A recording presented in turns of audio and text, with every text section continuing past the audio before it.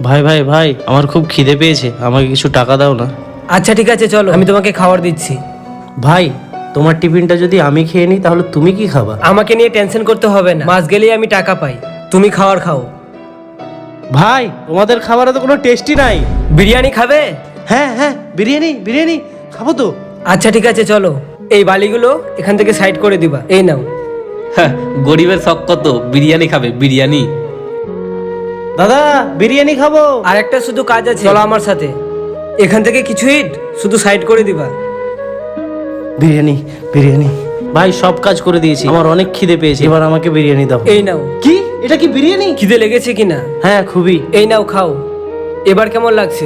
তখন তো খাবারটা ভালো লাগছিল না, কিন্তু এখন খাবারটা খুব সুস্বাদু লাগছে। এমনটা কেন? কারণ কষ্টের ফল সবসময় মিষ্টি হয়। তখন তুমি চেয়ে খাচ্ছিলে, এখন তুমি কষ্ট করে উপার্জন করে খাচ্ছ।